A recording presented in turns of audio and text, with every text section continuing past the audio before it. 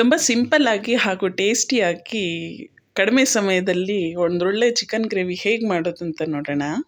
Hi friends, welcome to my channel Pavi homies kitchen. ಯಾರೆಲ್ಲ ನನ್ನ ಚಾನಲ್ನ ನೋಡ್ತಿದ್ದೀರಾ ದಯವಿಟ್ಟು ಲೈಕ್ ಮಾಡಿ, ಹಾಗೆ ನಿಮ್ಮ ಫ್ಯಾಮಿಲಿ ಫ್ರೆಂಡ್ಸ್ಗೆ ಶೇರ್ ಮಾಡಿ, ಸಬ್ಸ್ಕ್ರೈಬ್ ಮಾಡ್ಕೊಳ್ಳಿ. ಈಗ ನಾನು 1 kg ಆಗೋಷ್ಟು ಚಿಕನ್ ತೊಗೊಂಡು ಅದಕ್ಕೆ 2 ಸ್ಪೂನ್ ಆಗೋಷ್ಟು ಉಪ್ಪು ಹಾಕ್ಕೊಂಡು ಹಾಗೆ ಒಂದು ಅರ್ಧ ಕಪ್ ಮೊಸರು, ಹಾಗೆ ಒಂದು ಅರ್ಧ ಸ್ಪೂನ್ ಆಗೋಷ್ಟು ಅರಿಶಿನ ಹಾಕ್ಕೊಂಡು ಚೆನ್ನಾಗಿ ಕಲಿಸ್ಕೊಂಡ. ಈಗ ಈ ಕಲಸಿರ್ತಕ್ಕಂಥ ಚಿಕನ್ನ ಒಂದು ಅರ್ಧ ಗಂಟೆ ಆಗೋಷ್ಟು ಮ್ಯಾಗ್ನೇಟ್ ಮಾಡಿ ಇಟ್ಕೊಂಡ. ನಿಮಗೆ ಟೈಮ್ ಇದ್ದರೆ ಬೇಕಾದರೆ ಇನ್ನೂ ಒಂದು 2-3 ಅವರ್ ಬೇಕಾದರೆ ಮ್ಯಾಗ್ನೇಟ್ ಮಾಡಿ ಇಟ್ಕೊಬೋದು. ಎಷ್ಟು ಚೆನ್ನಾಗಿ ನೆನೆಯುತ್ತೋ ಅಷ್ಟು ಚೆನ್ನಾಗಿರುತ್ತೆ ಟೇಸ್ಟು. ಈಗ ಮಸಾಲೆ ರುಬ್ಕೊಂಡ. 2 ಇಂಚ್ ಆಗೋಷ್ಟು ಶುಂಠಿ, ಹಾಗೆ ಒಂದು 2 ಗಡ್ಡೆ ಆಗೋಷ್ಟು ಬೆಳ್ಳುಳ್ಳಿ ತೊಗೊಂಡಿದ್ದೀನಿ. ಒಂದು 25 ಎಸ್ಲಿರುತ್ತೆ. ಒಂದು 7 ಹಸಿರು ಮೆಣಸಿನ್ಕಾಯಿ ತೊಗೊಳ್ತಾ ಇದ್ದೀನಿ. ಹಾಗೆ ಒಂದು ದೊಡ್ಡ ಈರುಳ್ಳಿ ಕಟ್ ಮಾಡಿ ಹಾಕ್ಕೊತಿದ್ದೀನಿ. ನಿಮಗೆ ಹಸಿರು ಮೆಣಸಿನ್ಕಾಯಿ ಬೇಡ ಅಂತಂದರೆ ಖಾರದ ಪುಡಿನೇ ಯೂಸ್ ಮಾಡ್ಕೊಬೋದು.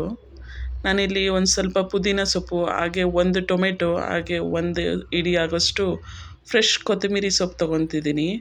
ಇದೆಲ್ಲ ಈ ಹಸಿರು ಮೆಣಸಿನ್ಕಾಯಿ, ಪುದೀನ, ಕೊತ್ತಂಬರಿ ಸೊಪ್ಪು ಜಾಸ್ತಿ ಹಾಕೋದ್ರಿಂದ ಮಸಾಲೆ ಗ್ರೀನಾಗಿ ಬರುತ್ತೆ. ಹಾಗೆ 1 ಇಂಚ್ ಆಗೋಷ್ಟು ಚಕ್ಕೆ, ಒಂದು 6-7 ಲವಂಗ, ಹಾಗೆ ಕೊಬ್ಬರಿನೂ ತೊಗೊತಿದ್ದೀನಿ. ನಿಮಗೆ ಎಷ್ಟು ಬೇಕೋ ಅಷ್ಟು ನೋಡ್ಕೊಂಡು ಕೊಬ್ಬರಿ ತೊಗೊಳ್ಳಿ. ಇದು ಚೆನ್ನಾಗಿ ರುಬ್ಬಾದಮೇಲೆ ಇದಕ್ಕೆ ಒಂದು 2 ಸ್ಪೂನ್ ಆಗೋಷ್ಟು ಧನಿಯಾ ಪೌಡರ್, ಹಾಗೆ ಒಂದು ಅರ್ಧ ಸ್ಪೂನ್ ಆಗೋಷ್ಟು ಖಾರದ ಪುಡಿ ತೊಗೊತಿದ್ದೀನಿ. ಇದನ್ನು ಚೆನ್ನಾಗಿ ಮಿಕ್ಸಿ ಮಾಡ್ಕೊಂಡ. ಹೀಗೆ ಒಂದು ಕುಕ್ಕರ್ ಇಟ್ಟು ಅದಕ್ಕೆ 3-4 ಟೇಬಲ್ ಸ್ಪೂನ್ ಆಗೋಷ್ಟು ಆಯಿಲ್ ಹಾಕ್ಕೊಂಡು,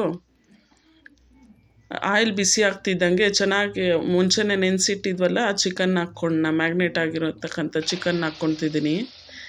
ಈ ಚಿಕನ್ಗೆ ನಾನು ಉಪ್ಪು, ಅರಿಶಿನ ಏನೂ ಹಾಕ್ಕೊತಿಲ್ಲ, ಯಾಕಂದರೆ ಫಸ್ಟೇ ನಾನು ಎಲ್ಲನೂ ಅಲ್ಲೇ ಹಾಕ್ಕೊಂಡಿದ್ದೆ. ಹಾಗಾಗಿ ಈಗೇನೂ ಆಗ್ತಿಲ್ಲ ಅದಕ್ಕೆ ನಾನು.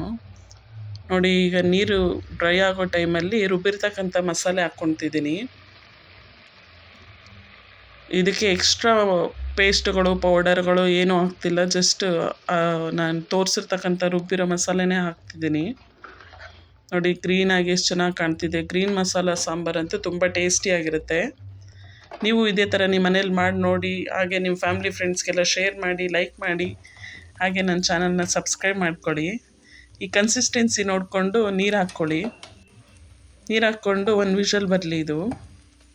ಈಗ ನೋಡಿ, ಘಮ ಘಮ ಅನ್ನೋ ಚಿಕನ್ ಗ್ರೇವಿ ರೆಡಿ ಆಯಿತು. ಇದು ಮುದ್ದೆಗೆ, ಚಪಾತಿಗೆ, ಹಾಗೆ ಅನ್ನಕ್ಕೆ ತುಂಬ ಟೇಸ್ಟಿಯಾಗಿರುತ್ತೆ. ಇದೇ ಥರ ನೀವು ನಿಮ್ಮ ಮನೇಲಿ ಮಾಡಿ ನೋಡಿ, ಹಾಗೆ ಹೇಗೆ ಬಂತಂತ ಕಮೆಂಟ್ ಮಾಡಿ.